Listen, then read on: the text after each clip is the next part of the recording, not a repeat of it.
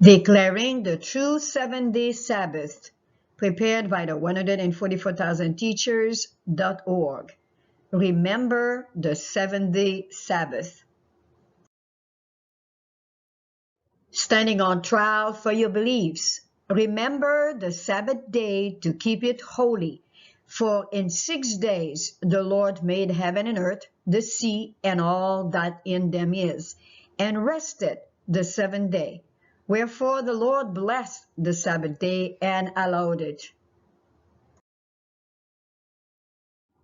Table of contents. Word of introduction.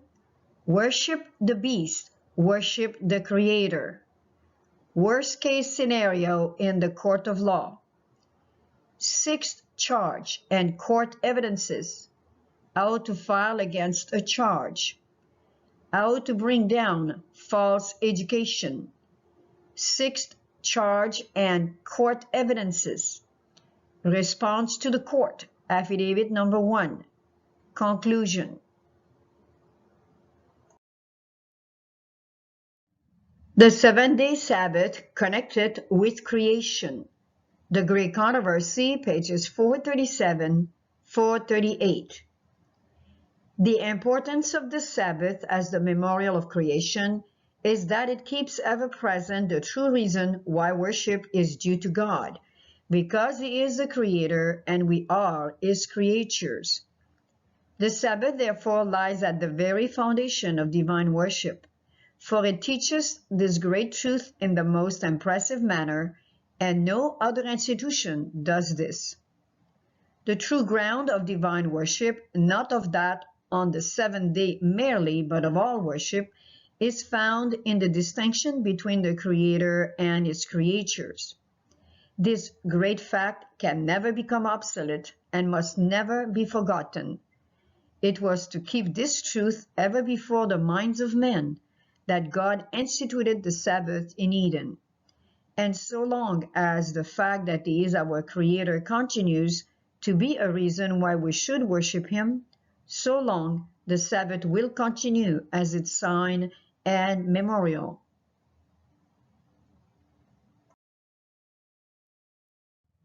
The fourth commandment, Creator, Creation. The Great Controversy, page 584. Had the Sabbath been universally kept, men's thoughts and affections would have been led to the Creator as the object of reverence and worship, and there would never have been an idolater, an atheist, or an infidel. The keeping of the Sabbath is a sign of loyalty to the true God, Him that made heaven and earth, and the sea and the fountains of waters. It follows that the message which commands men to worship God and keep His commandments will specially call upon them to keep the fourth commandment. If you were charged with the crime of being a Christian, would there be enough evidence to convict you? Kind and loving Father, which art in heaven, thank You for providing for us a day of rest where we can meet with You and we can worship You in spirit and in truth. We praise You, we thank You and adore You in our Savior's name. Hallelujah. Worship the beast or worship the Creator. The Great Controversy, page 438. In contrast to those who keep the commandments of God and have the faith of Jesus, the third angel points to another class against whose errors a solemn and fearful warning is uttered. If any man worship the beast and his image, and receive his mark in his forehead or in his hand, the same shall drink of the wine of the wrath of God. Revelation chapter 14, verses 9 and 10. A correct interpretation of the symbols employed is necessary to an understanding of this message.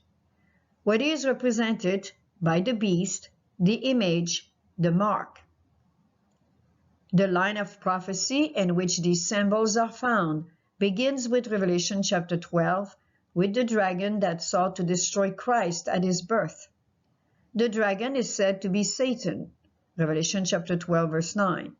He it was that moved upon Herod to put the Savior to death.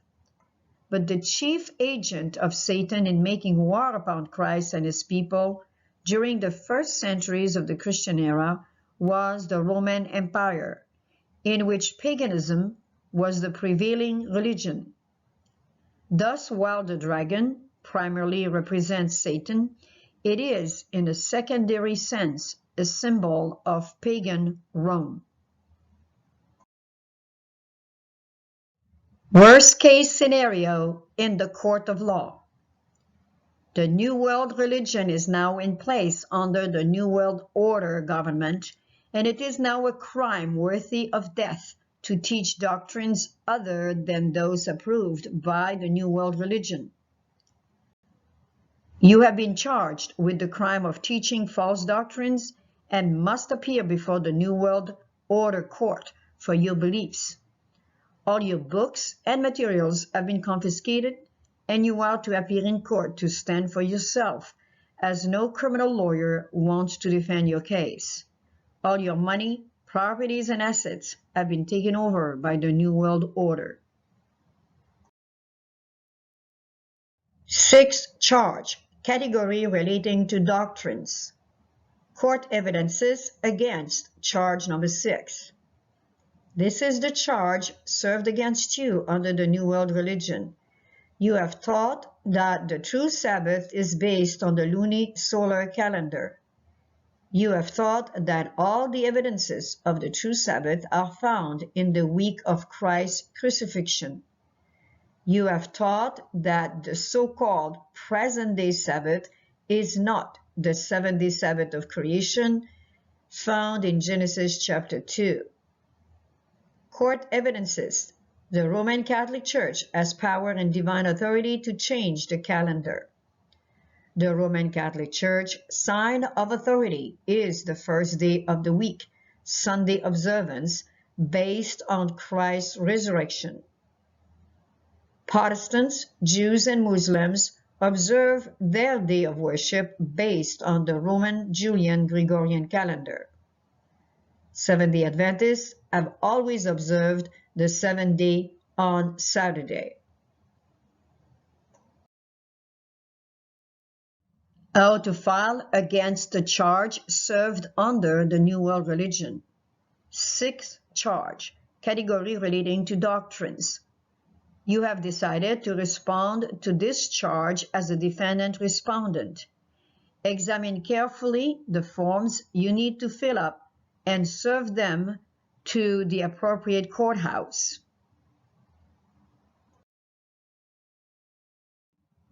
How to bring down false doctrines: by upholding true education, by enunciating the universal laws. Question: how to bring down the building of false doctrines?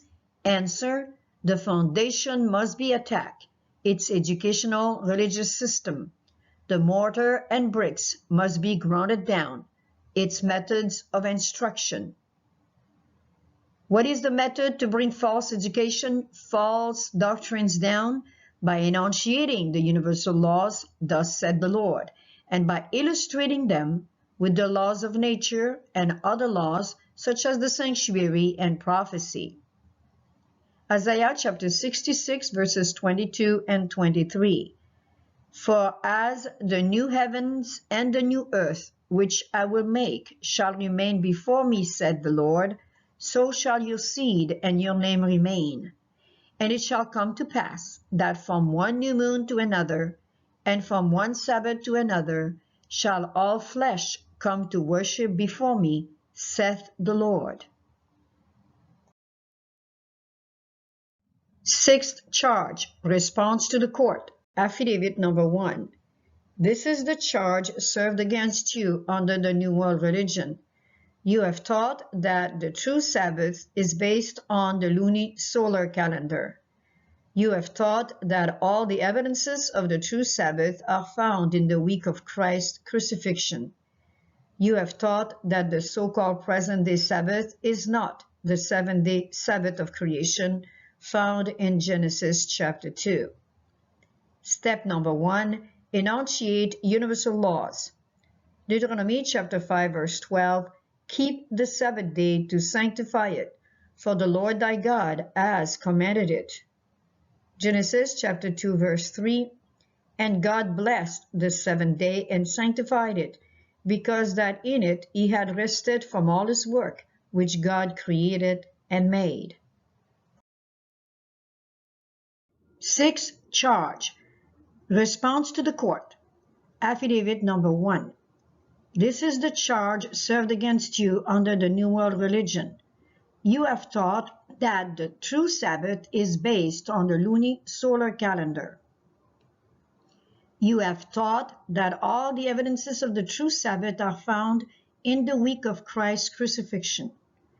You have taught that the so-called present-day Sabbath is not the seventh-day Sabbath of creation found in Genesis chapter 2.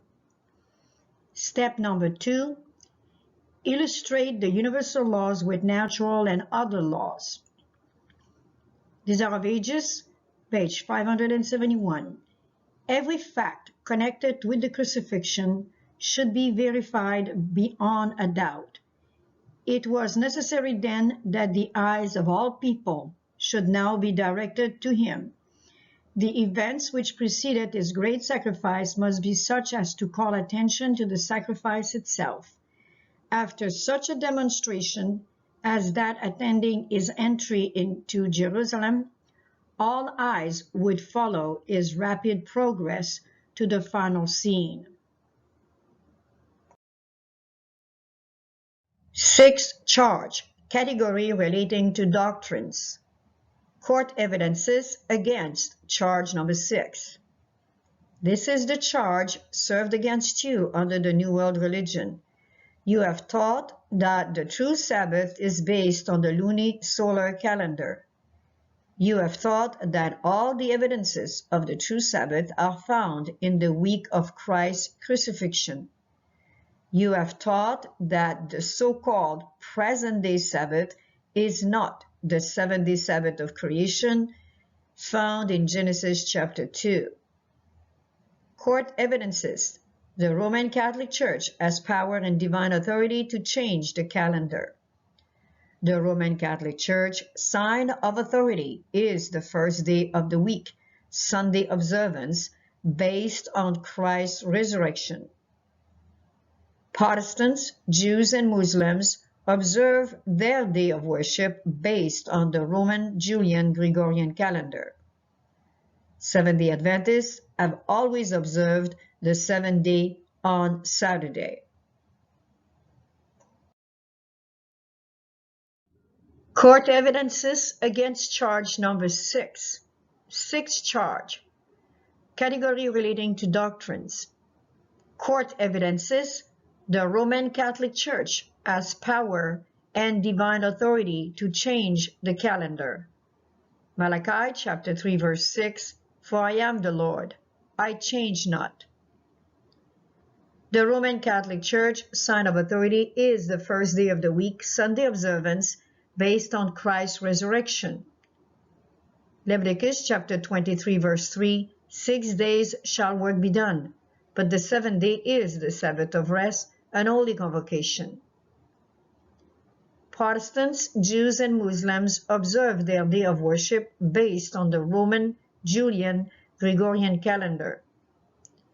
Exodus chapter 12 verse 1, this month or moon shall be unto you the beginning of months, it shall be the first month or moon of the year to you. Seventh-day Adventists have always observed the seventh day on Saturday. Matthew chapter 15 verse 3, why do ye also transgress the commandment of God by your tradition? Asked Christ. Continuing now for the court to submit the rules of evidence that we have gathered together in order to restore the Creator's worship for which we are accused of now. We intend now to submit the second rule of evidence, the facts connected with the crucifixion. Every fact connected with the crucifixion should be verified beyond a doubt, and this is what we intend to do with this second rule of evidence. They are based on the rules of universal laws, His Word, the rules of evidence, the New Testament, and the rules of precedent, the Old Testament, the spirit of prophecy, history, astronomy, and mathematics. And this is what we intend to use in order to definitely present the facts connected with the crucifixion. For the court's sake, we are continuing to submit the second rule of evidence, and for our sake too, because we have been charged now of attempting to restore the Creator's worship. And that worship is based on these rules of evidence. So we hope that those who are taking the time to listen to this evidence will see the value of each one of them and be able, if nothing else, to contradict it, or at least to support it as our witnesses. Fact number one, Christ's crucifixion fulfills the Leviticus chapter 23 verses 1 to 22. So we are now using rule number one, the rule of evidence, fact connected with the crucifixion. And this is confirmed in the four Gospels and the book of Acts.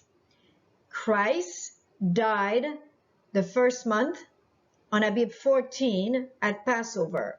Abib is a Hebrew word which means barley is ripe. He rested on the first month at Abib 15, which is the Feast of Unleavened Bread.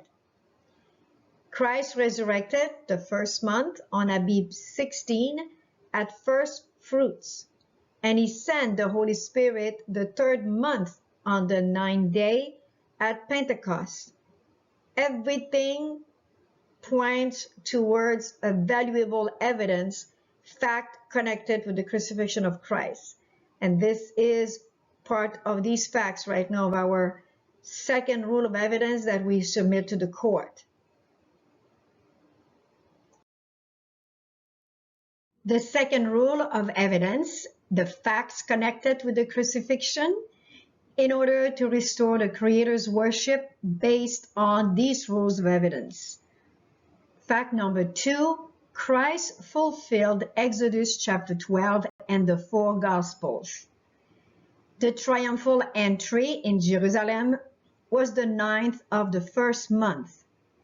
Christ was selected to die, just like it talks about in Exodus chapter 12. The lamb was chosen on the 10th day of the first month, or Abib, which we saw in Hebrew means barley is ripe. Christ died on the 14th day of Abib. Christ died the hours of the evening sacrifice. Christ died at the 9th hour, which is the 3 to 6 p.m. hour. Christ died at the Feast of Passover, which is not a Sabbath.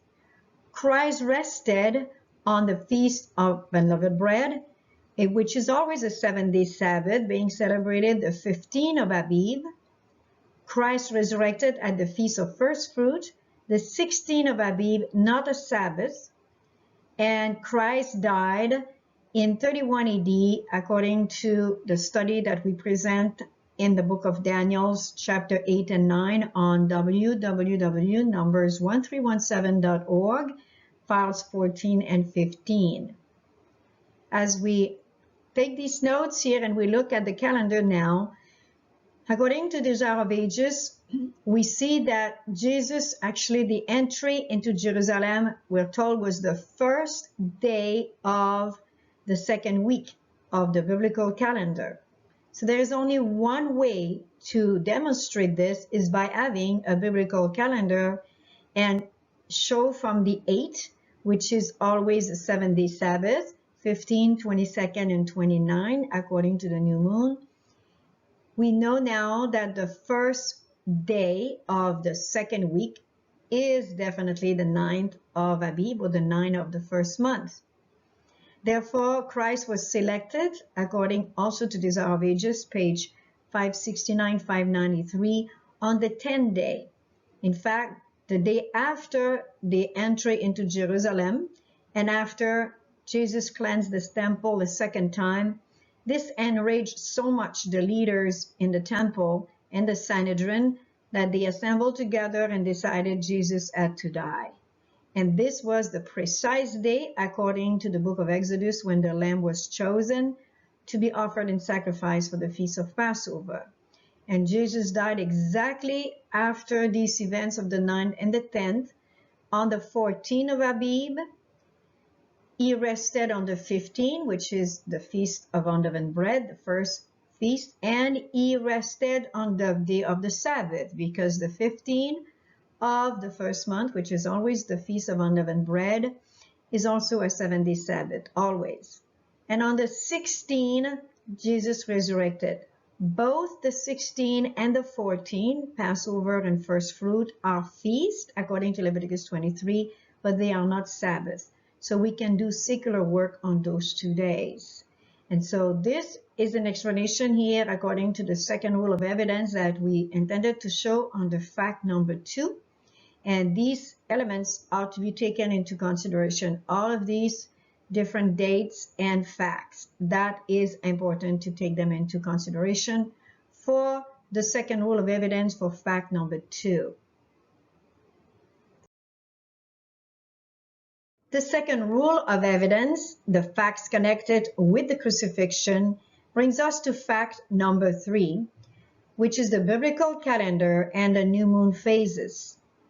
The Hebrew feast period began with the month of barley harvest and its paschal moon, or moon of Abib, which was the appointed moon of barley harvest. The Passover was numbered according to the moon, that is, that the days of the month were the same as the days of the moon. Indeed, the Hebrew word Odesh for month means new moon. It was actually the on crescent new moon and not any fictitious new moon that regulated the great festivals, for it was an observed moon. And this is taken from the Grace Amadon collection, part 5, crucifixion date, pages 29, 4, and 38, which is a study of the Advent movement in 1844. And now they reach their conclusion for the Day of Atonement on October 22nd, 1844. As we look now at the biblical calendar, which is a luni-solar monthly calendar, contrary to the one that we're using today, is called the Gregorian calendar, which is a solar calendar. However, the biblical calendar, the biblical creation calendar, is luni-solar, barley harvest, new moon on crescent calendar. And this is how to identify the days of the week. It is not a planetary week where you start with Sunday for the sun, Monday for the moon, Tuesday for Mars, and etc. If you go to Wednesday, it's Mercury. Thursday is Jupiter.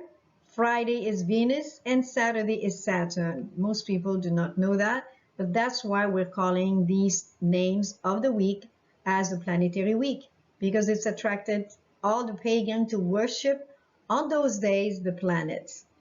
But we call them the same way as the Bible. The days of the week are called in the Bible 1st, 2nd, 3rd, 4th, 5th, 6th, and 7th.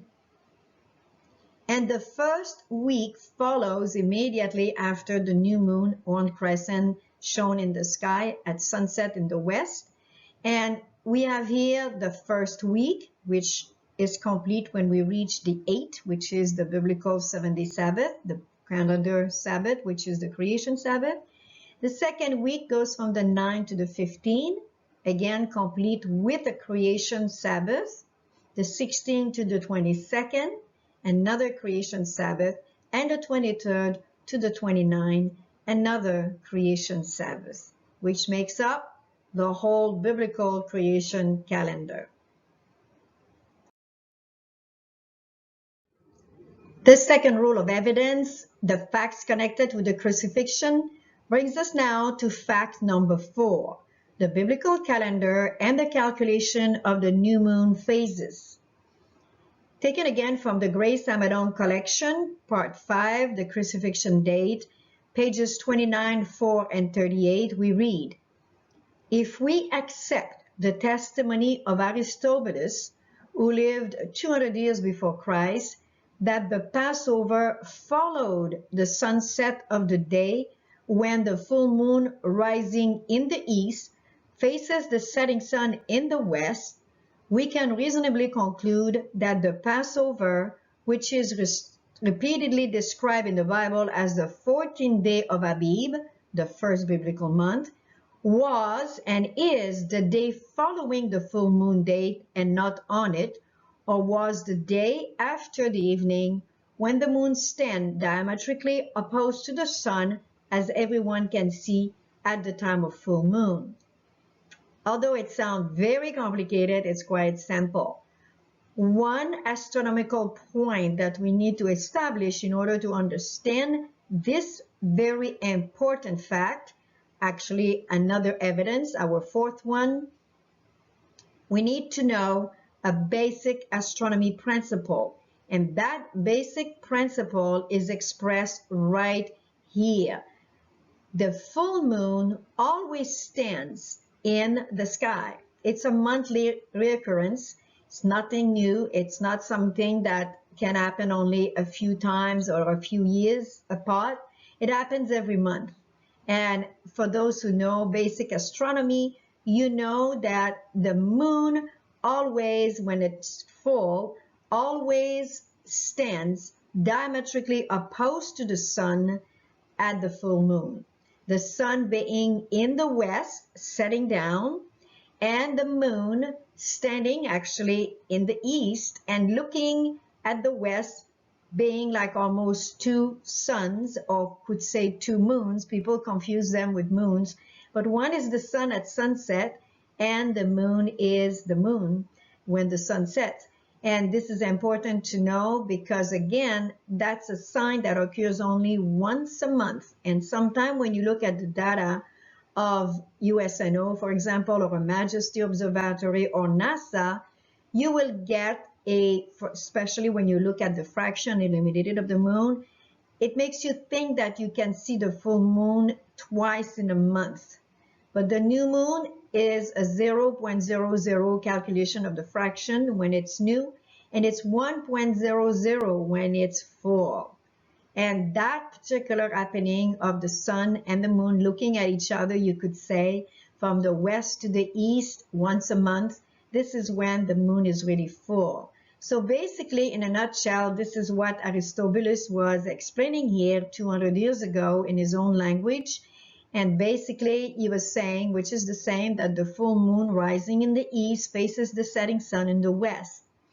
USNO explains it as they stand 180 degrees apart, which makes a lot of sense because when you are from the west to the east, the Earth, a circle, is 360 degrees. Half a circle would be 180 degrees. So therefore, when the moon is in the east and the sun is in the west and they look at each other at sunset, at full moon, they are definitely at 180 degrees apart as far as the circle is concerned. It's very mathematical and it implies, of course, some astronomical principle, but very basic. And to understand them, you have 12 chances a year to look at them because that happens 12 times a year, that the sun and the moon look at each other during the full moon. And so we have here a principle that is astronomical, that is established by the universal law, by the Creator himself, and it does not change.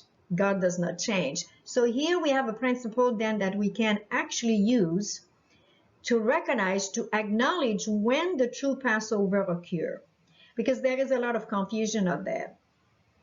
The rabbinical calendar, the rabbinical Jew calendar, will tell you that the full moon is the Passover, and it is the 15th of the first month, or the 15th of Abib.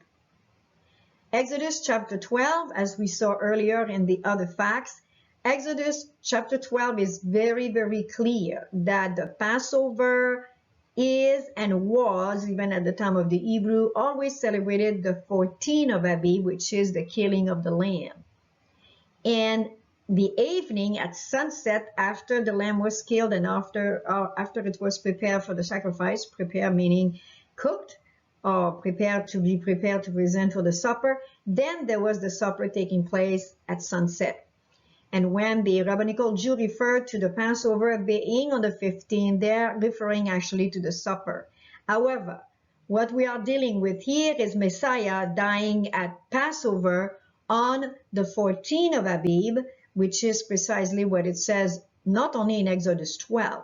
It says that in Leviticus 23 and also in Numbers 28. And of course, the Bible, Old and New Testament, absolutely illustrate that. They do not contradict each other. So therefore, when we look at the 13th of, especially for the full moon here, we're looking at the first month, the full moon will always be on the 13th. It always happens. And the 14th, following the evening that the full moon is seen in the sky, then it changes at sunset, not midnight to midnight. We're talking lunar solar calendar here, not solar like the Gregorian, which, by the way, the Gregorian calendar is actually a descendant of the Julian calendar, which was actually done under a papacy. A Pope, Gregory, required that calendar in the 1500 era because the moon and the sun cycle were no longer following each other.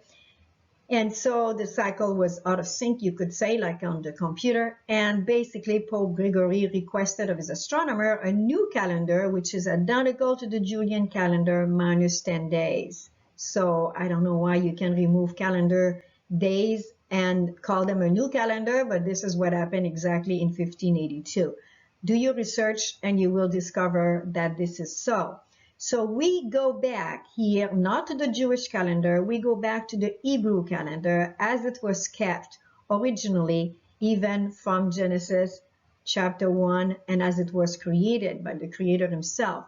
So this is the basis of our evidence, and unless you understand that basis, you will not appreciate this important fact, that the calculation of the new moon phases, especially for the first month of the year, and for the calculation of the first feast, which is Passover, we need a horn crescent, we need a full moon as being the 13, and that can only be obtained with using the horn crescent, not the conjunction, not the first visible crescent, but the actual moon that you see in the sky.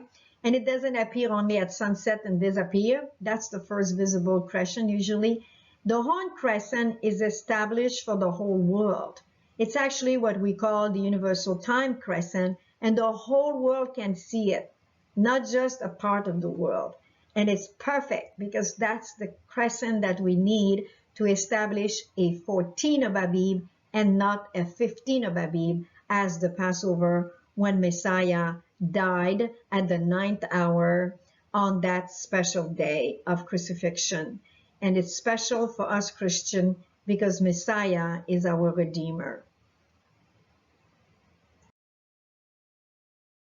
The second rule of evidence, the facts connected with the crucifixion, has brought us now to fact number 5, the biblical calendar, the new moon, and the full moon reckoning. A very important text that we find in Desire of Ages, page 685. In company with his disciples, the Savior slowly made his way to the Garden of Gethsemane. The Passover moon, broad and full, shone from a cloudless sky. The city of pilgrims' tents was hushed into silence. The full moon, according to the data obtained from USNO in 31 AD, was on April 25th. And this is an actual calendar obtained from USNO in 2008. And the 25th of April in 3180 Roman reckoning was a Wednesday. Wednesday, Romans reckoning. And the evening of the 25th, or the full moon, would have corresponded to the Last Supper and the evening in the night in Gethsemane, in the Garden of Gethsemane, when the moon was broad and full. That term, actually, moon broad and full, corresponds to an astronomical term, and it does recognize then the full moon. We continue here with at sunset, Thursday, April 26th, Roman reckoning was Abib 14. So the sunset of the 26th would have been between the 25th and the 26th, where the disciple and Christ had come after supper, the Last Supper, to the Garden of Gethsemane when the moon was broad and full. And that would have corresponded to the 26th of April, Roman reckoning, the Passover, and a Thursday, Roman reckoning. And we continue that Thursday, from the time that it has passed from the evening to the morning, Christ now had been brought to his trials, was actually condemned to be crucified at the 6 hours, which correspond to 12 o'clock noon, and he died at the 9th hour. This calculation is actually Roman reckoning when we say 9th hour, corresponding to 3 o'clock to 6 o'clock in the afternoon, 6 p.m. That would have been the same evening as the evening sacrifice, 3 to 6 p.m. or the 9th hour. This is confirmed in the Gospels. And this would correspond to Abib 14, Passover, the Passover lamb that was offered as per Exodus chapter 12. Now, the same evening at sunset, the same evening of the 26th, changing at sunset to the 27th, from Wednesday to Thursday, we saw the full moon to Passover, and now Passover to unleavened bread. So going from the 13, 14, and 15 biblical reckoning, now we're going from the 25th to the 26th to the 27th, a Thursday. This is when Christ would have rested in the tomb. He would have rested on the Feast of Unleavened Bread, of course, Abib 15, and always the 7-day Sabbath. A few more important details to vindicate, we could say, fact number 5, the new moon and the full moon reckoning, is the fact that the astronomical new moon or conjunction, according to USNO in 31 AD, was April 10. So you see here the conjunction, the dark moon, or we call it in astronomy, the astronomical new moon is always the conjunction, which was on Abib on April 31 AD on the 10th, which would have been a Tuesday. The first visible crescent would have been the 11th, and the horn crescent would have been the 12th in the evening, changing to the 13th at sunset. Another important fact is the new moon, as we see here, then Abib 1st, which brings us to the determination of the last quarter, according to USNO, on the 2nd, right here, of the preceding month. And the first quarter for Abib, which was April 18, and the full moon following on April 25th. This is all obtained from USNO in 2008. There is no way we could have invented such a calendar. It's a bit too intricate, and we have a second witness with the Grace Amadon collection, which, by the way, was actually prepared in 1939. So it's a precedent than 2008. And it's absolutely the same data, which was obtained at the time also from USNO. USNO is the oldest observatory that has existed and very reliable with its data, both for the fraction illuminated of the moon and the phases of the moon. Now, the Passover then was and is always the day following the full moon and not on it. A very important detail that we cannot pass by is the fact that for centuries now, the Roman Catholic Church, through the Roman power at the time, had declared that Sunday was the day of the resurrection. And for centuries, people have actually celebrated the resurrection of Christ on a Sunday, making it a very important day in the Roman Catholic realm, the Roman Catholic Church. However, these data, which we trust being astronomical data, mathematical data, and also backed up with biblical, astronomical, chronological, historical, and spirit of prophecy evidence, as we present here, there is no way that the resurrection could have been on a Sunday. The full moon was a Wednesday, Gregorian, Roman reckoning. The Passover was a Thursday Roman reckoning. When the time Christ slept in the tomb, which would have been for the Catholic Church, actually, they call it Good Friday. Saturday is really not mentioned. And then Sunday, which becomes the resurrection. So actually the resurrection in 31 AD, if we go by this kind of a reckoning, would have been a Saturday. It would not have been a Sunday. So Sunday here is falling, and so is Babylon. These are the facts. The second rule of evidence, the facts connected with the crucifixion. We have come to the fact number 6, Christ rested on the 7th day Sabbath. Christ rested on the creation Sabbath, Abib 15, the 7th day Sabbath, and the Feast of Unleavened Bread. Christ resurrected the first day of the week, Abib 16. As previously shown, the biblical calendar is a lunisolar calendar based on the horn crescent and involving the season of barley.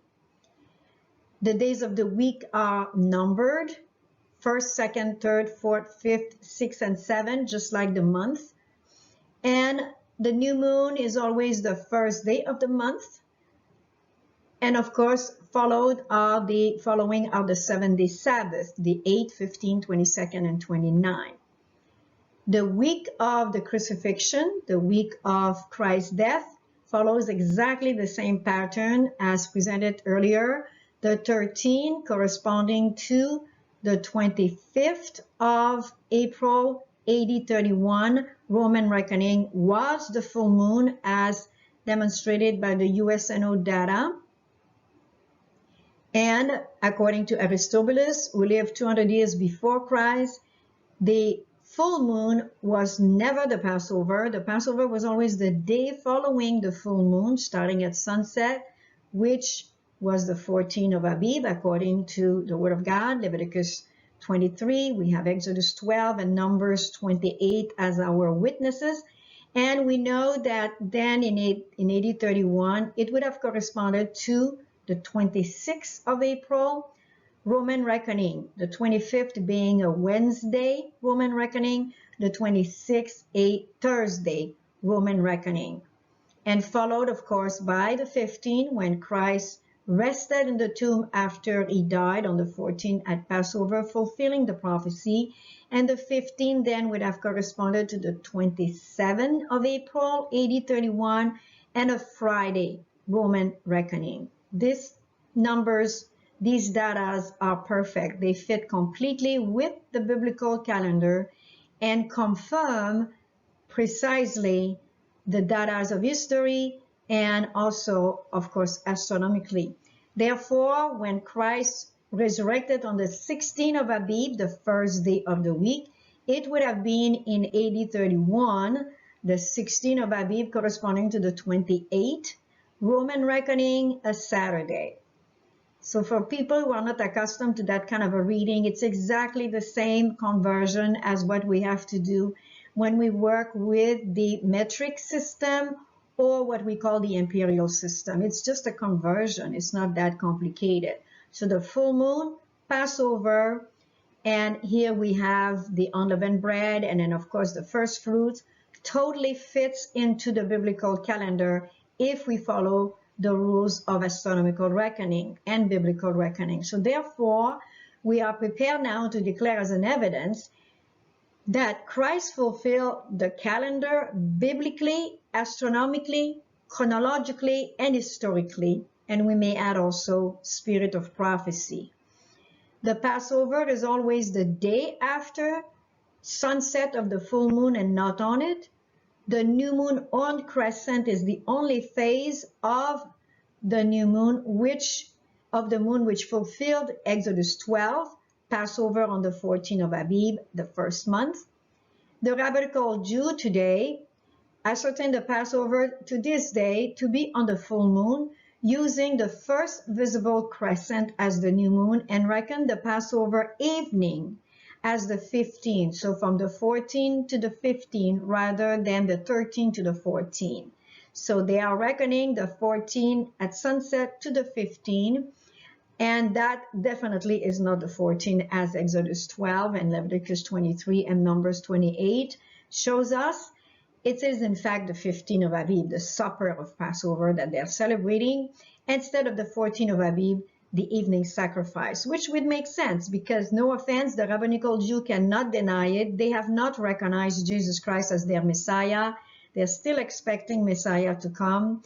And we're not offending anybody by declaring this. The Jewish people, except for the Messianic Jew, have not accepted Jesus Christ, one of their own, a Jewish person who fulfilled many, many prophecies by his death and resurrection. So the evening sacrifice, again, according to Roman reckoning, was always the 9th hour, or corresponding to the 3 o'clock to 6 o'clock that we use today, according to Exodus chapter 12, verse 6. And these data from the USNO, along with the Bible, chronology, history, we have all the evidence here to demonstrate the restoration of the Creator's worship based on rules of evidence, based on the true lunisolar barley harvest on crescent calendar of the Bible. All the facts connected with the crucifixion must be verified beyond a doubt. Fact number 7, the biblical calendar and the crucifixion on April 31 AD. These are amazing facts. They are amazing because they have been enunciated through the universal laws by the Creator, and now, one by one, they have been fulfilled by Christ through his death, rest in the tomb, and resurrection. These are the amazing facts that even using a Roman calendar, we can enunciate the universal laws established and we can illustrate them. It is not the fact that Christ died on a Thursday, rested on a Friday, and resurrected on a Saturday that are amazing. The fact are that according to the full moon, which is an established fact in heaven, that after the full moon, which was on Wednesday, April 25th, the full moon, now Christ died at Passover. Christ rested at unleavened bread, always the 70th Sabbath, and he resurrected at first fruits. So whether it would have been Monday, Tuesday, or Wednesday is irrelevant. We are not looking at the Roman calendar. We are looking at the fact that the Passover, unleavened bread, and first fruits were, and including the 70th Sabbath, were illustrating what basically the Lord has already prophesied in his writing, and it came to pass. This is the amazing facts. The amazing facts that Christ fulfilled to the letter the universal laws established and now being fulfilled under our very eyes, as we are able now to calculate because of the data that have been established by recognized groups, recognized organizations such as the USNO, which we believe can be trustworthy, but it is not because of their data that it makes it trustworthy in truth. Is because of these wonderful universal laws established before it even happened.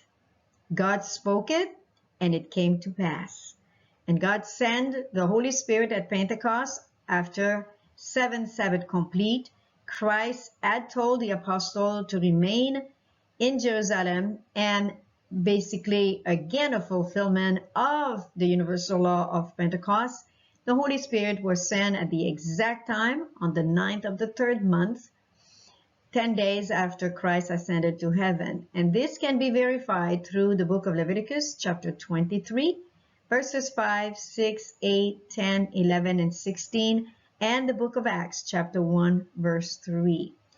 And for more studies in this wonderful subject, you do not want to miss this study on standing on trial for your beliefs, the biblical calendar, the computation of the biblical calendar, which we use the year 2020 for our example, and this of course had to be done before the year 2020. And as we followed carefully the universal laws, which are illustrated in the nature law of, in this case, the applied science of astronomy and mathematics, etc., it fits perfectly. We're almost at the end of 2020, and all the dates that we have established were actually totally corresponding to nature. And the full moon was on time, and the horn crescent has been on time all these months, so it can be verified. And the beauty about the crucifixion, although it's a sad event, Christ, through his death and resting in the tomb on the 7th Sabbath and resurrecting on first fruit, exactly like the universal laws of Leviticus 23 and Numbers 28 and 29 was announcing way in advance, they all came to pass. And the beauty of the crucifixion, it does fulfill the biblical calendar. That's the beautiful truth about this.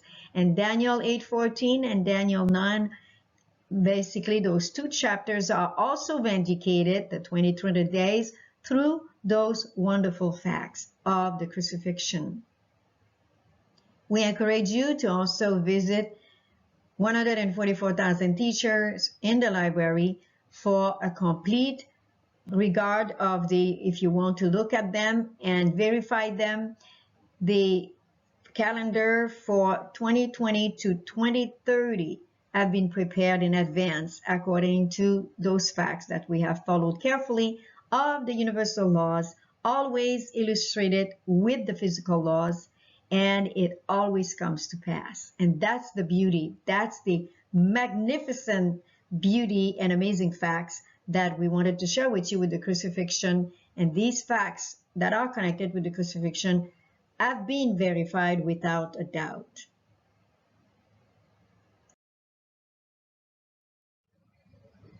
We have now come to the conclusion of the second rule of evidence that we have submitted to the court in order to restore the Creator's worship.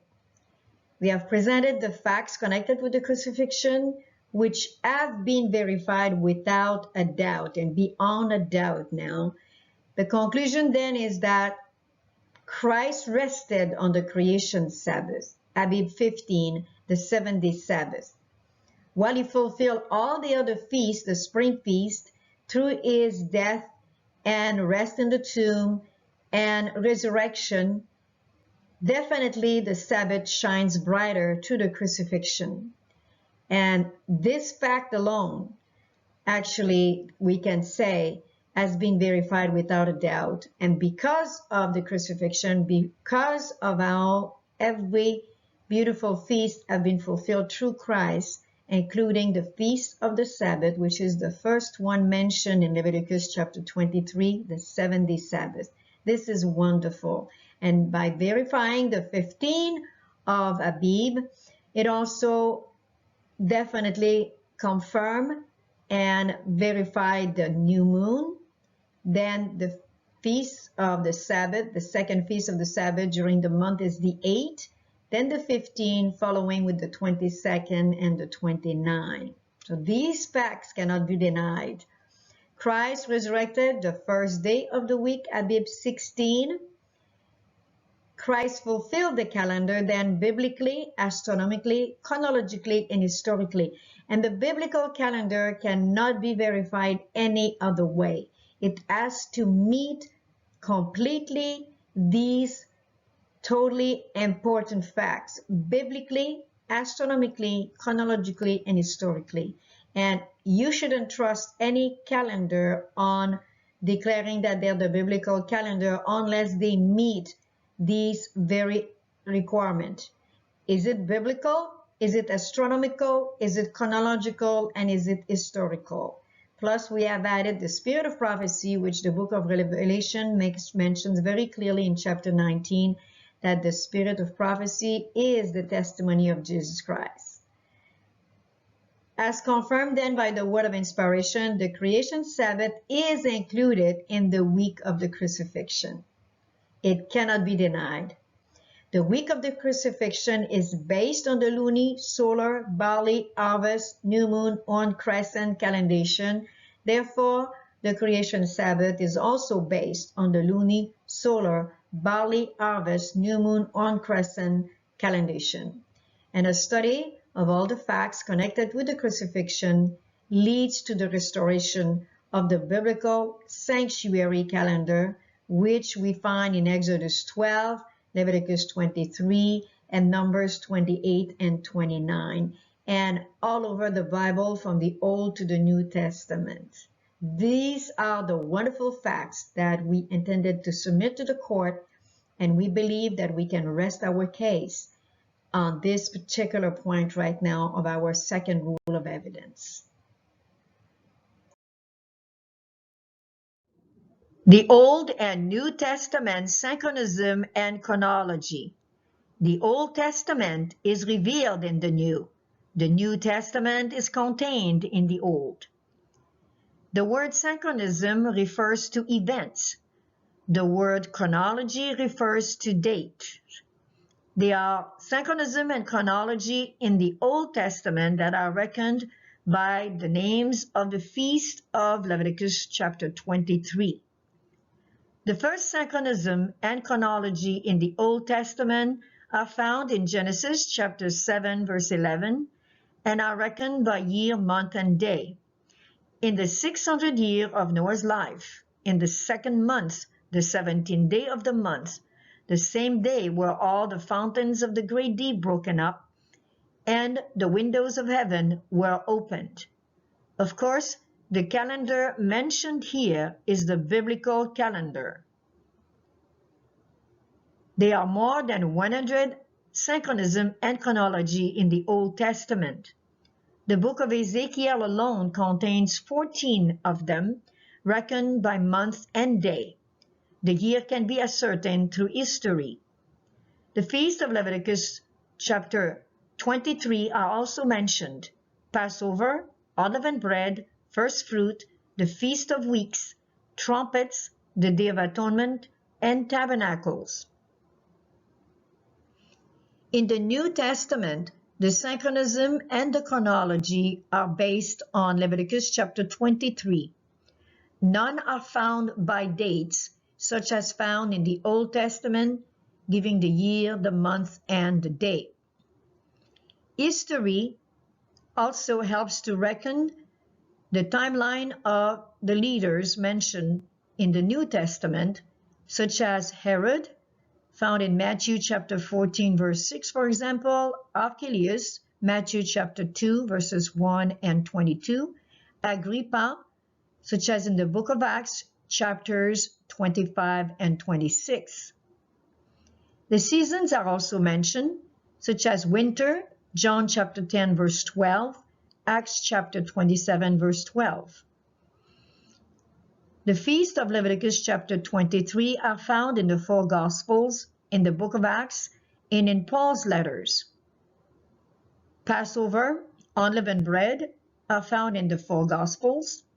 Pentecost, book of Acts chapter 2 verse 1, chapter 20 verse 16, and 1 Corinthians chapter 16 verse 8. This is to remind us that the feasts were not nailed to the cross, since Paul was still celebrating the feast with the converts. Tabernacles is found in Matthew chapter 17 verse 4, Mark chapter 9 verse 5, Luke chapter 9 verse 33, and John chapter 7 verse 2. There are more to be found through the concordance, but these were to give you an example of how synchronism and chronology are reckoned in the New Testament, mainly using the feast of Leviticus chapter 23. An important fact to remember is that during the time of Christ and the apostle, the Roman calendar was based on an 8-day per week calendar, while the Hebrew Jewish calendar was and is still to this day based on a 7-day per week calendar. And this may have been to avoid confusion, that the feasts were chosen to be mentioned in the New Testament rather than the year, month, and day as in the Old Testament. However, the main reason could very well be that it mainly shows how Christ fulfilled the biblical calendar to the letter to his life, death, resurrection, and ascension to heaven. The book of Revelation also contains many wonderful concepts of the feast, giving us synchronism and chronology in that way, and also concept of the sanctuary, the court, the holy place, the most holy place, mentioning the lamb, the candlestick, and the Ark of the Covenant. So surely the Old Testament is revealed in the New Testament is contained in the Old.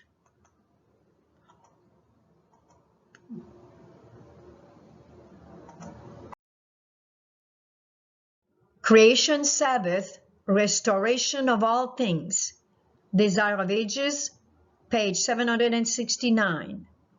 At last, Jesus was at rest. The long day of shame and torture was ended. As the last rays of the setting sun ushered in the Sabbath, the Son of God lay in quietude in Joseph's tomb. His work completed, his hands folded in peace, he rested through the sacred hours of the Sabbath day. In the beginning, the Father and the Son had rested upon the Sabbath after their work of creation. Genesis chapter 2 verse 1, when the heavens and the earth were finished and all the host of them, the Creator and all heavenly beings rejoiced in contemplation of the glorious scene. The morning stars sang together and all the sons of God shouted for joy. Job chapter 38 verse 7. Now Jesus rested from the work of redemption, and though there was grief among those who loved him on earth, yet there was joy in heaven. Glorious to the eyes of heavenly beings was the promise of the future. Creation Sabbath, Restoration of All Things. Continuing with Desire of Ages, page 769. A restored creation, a redeemed race, that having conquered sin could never fall. This the result to flow from Christ's completed work God and angels saw. With this scene, the day upon which Jesus rested is forever linked, for his work is perfect, and whatsoever God doeth, it shall be forever, according to Deuteronomy chapter 32 verse 4 and Ecclesiastes chapter 3 verse 14. When there shall be a restitution of all things, which God hath spoken by the mouth of all his holy prophets since the world began, according to the book of Acts chapter 3 verse 21, the creation Sabbath, the day on which Jesus lay at rest in Joseph's tomb, will still be a day of rest and rejoicing. Heaven and earth will unite in praise as, from one Sabbath to another, the nations of the saved shall bow in joyful worship to God and the Lamb. And because you are sons, God hath sent forth the Spirit of his Son into your hearts, crying, Abba, Father. Have you ever noticed that the name of the Father, Abba, as mentioned in Galatians chapter 4 verse 6, is included in the word Sabbath? Continue with section 8, upholding the health message.